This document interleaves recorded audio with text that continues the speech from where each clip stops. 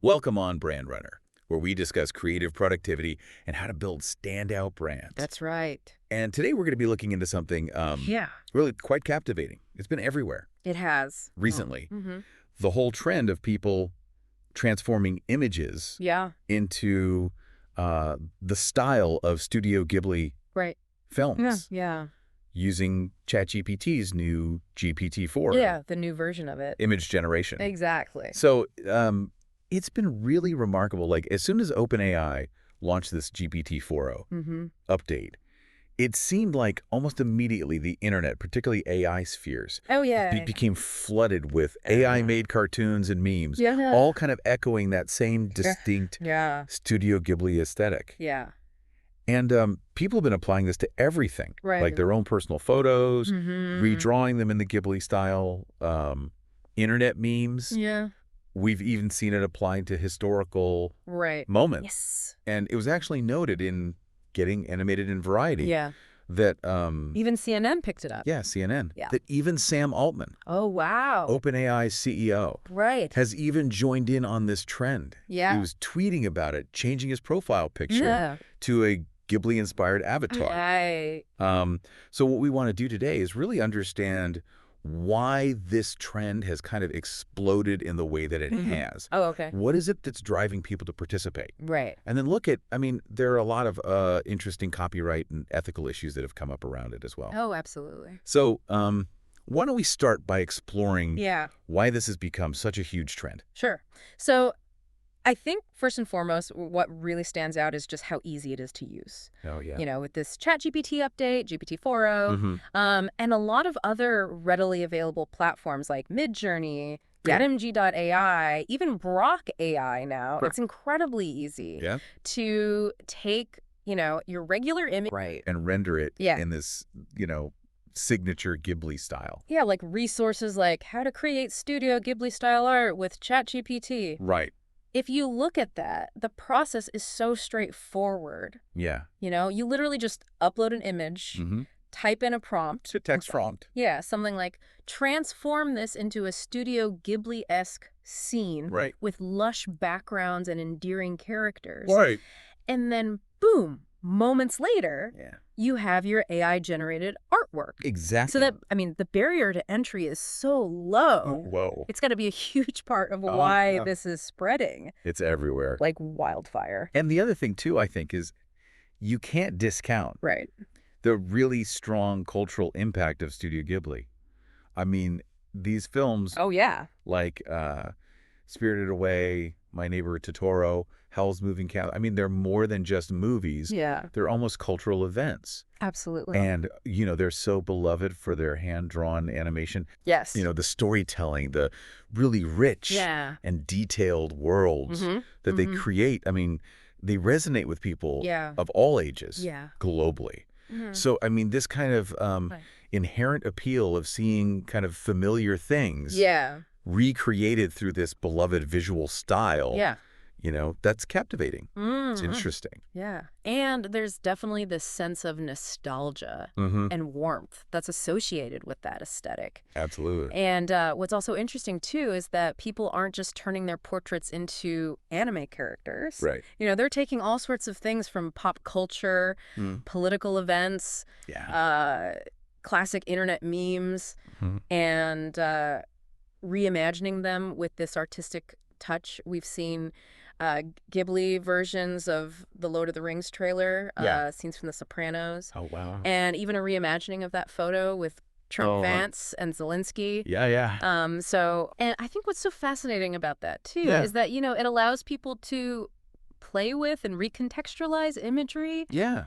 taking something that's already familiar and giving it this, Yeah.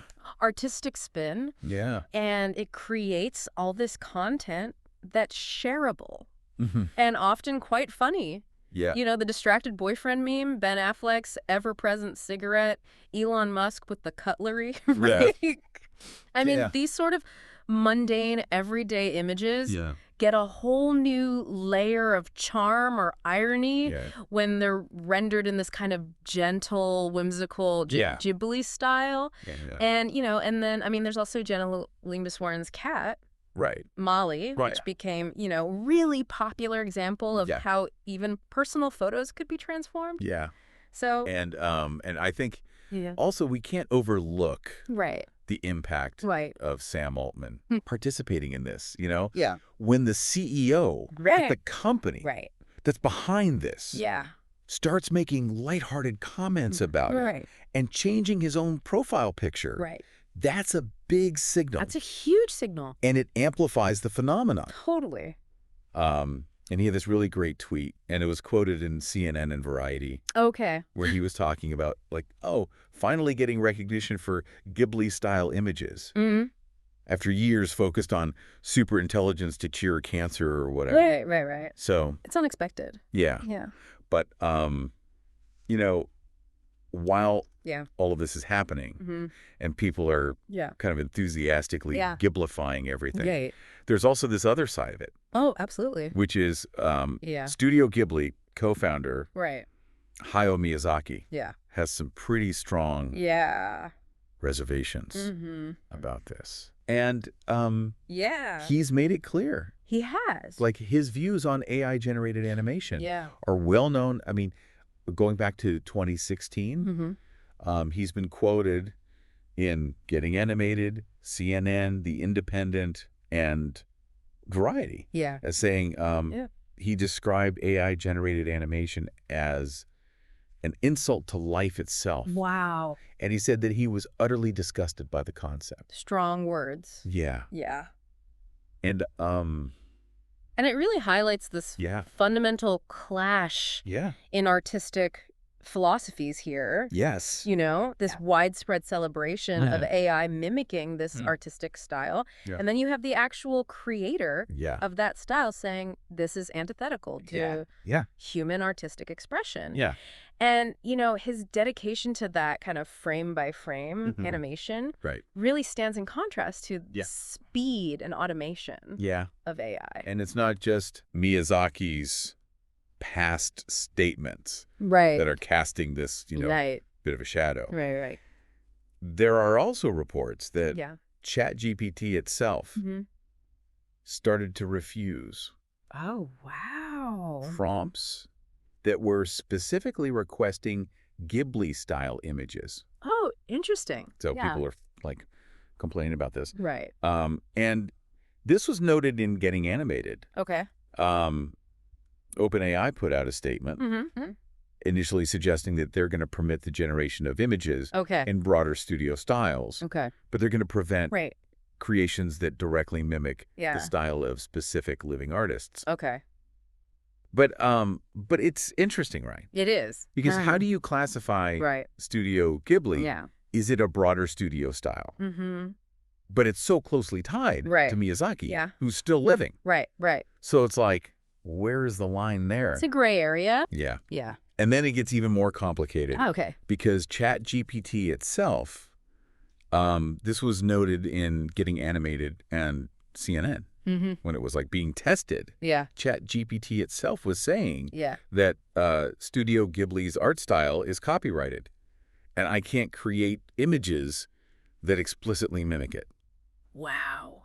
So wait, so is that because legally speaking, Yeah. you can't copyright general Right. artistic style?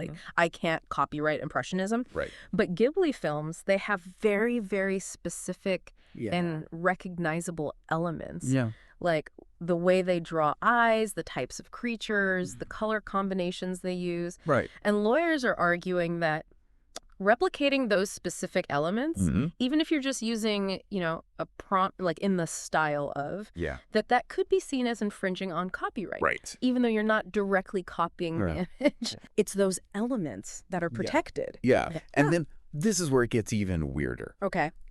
Sam Altman then suggested that this refusal Right. to do the Ghibli-style images was actually a mix-up. Oh, wow. And this was in Getting Animated. Okay. And he said that they were refusing Yeah. some generations that should be allowed Mm-hmm. and that they were working Right. to rectify that. Right. So it was like It's so back and forth. It's Yeah. unclear. very unclear. Yeah. Yeah. Yeah. So, Yeah. So, I mean, this brings us really to the core of the copyright concerns here. Yeah. The big question is, is it a copyright infringement if you train AI models on copyrighted material? Yeah. Like, even if it's just to learn a style without a license, without permission. Right. This has been discussed. Yeah. In the Independent and Variety. Yeah. And, generally it's accepted that style in and of itself isn't copyrightable. Yeah. But the specific elements that make Ghibli films recognizable, like think of the character designs, the color palettes, those compositional choices, they could be. They could be subject to copyright. So like, Josh Weichensberg from Prior Cashman pointed out, if you freeze any frame from a Ghibli film, you can likely identify specific artistic elements that are then showing up in these AI outputs. So it's suggesting that it's more than just a general style that's being emulated. And then beyond the legal, side, there are also ethical considerations that are really important to think about. If AI can replicate artistic styles so easily, I mean, what does that mean for the livelihoods of animators and illustrators who spent years honing their craft? This was something that's talked about in The Independent. Yeah, and artist Carla Ortiz, who's actually involved in some of the lawsuits against other AI image generators, said that this whole thing, this trend, it's a clear example of how companies like OpenAI just do not care about the work of artists and the livelihoods of artists. And leveraging, Studio Ghibli's name and reputation to promote AI products, it feels like a disregard for artists. It's almost exploitative. And to be fair to Studio Ghibli, The Independent and Variety both noted that as of initially writing their articles, Studio Ghibli hadn't released an official statement on this. So it'll be interesting to see what they do, how they respond, given Miyazaki's very strong personal feelings on AI animation.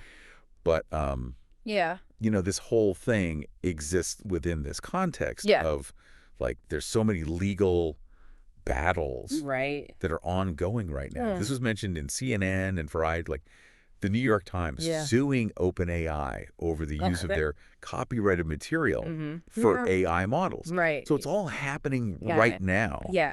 And so, like, we're seeing, this really exciting demonstration of AI's potential, right? Like, people are so excited about engaging with this art style. But then on the other hand, you have all these questions about copyright and the ethical treatment of artists and the implications of replicating styles so easily. And then even more, the people who are participating, even the CEO of the company versus the artistic community. It's fascinating. It's fascinating. It's like a microcosm of the larger issues. It really underscores the tension that exists in this, landscape of technology that's rapidly evolving. And it raises a really important point for you, the listener, especially if you're involved in creative endeavors or building brands. What happens as the lines between human and artificial creativity blur? What does inspiration mean? And how do we respect intellectual property? When things are changing so quickly. It's a lot to consider. A lot to consider. This was Brand Runner. Links in the show notes, and subscribe to the newsletter.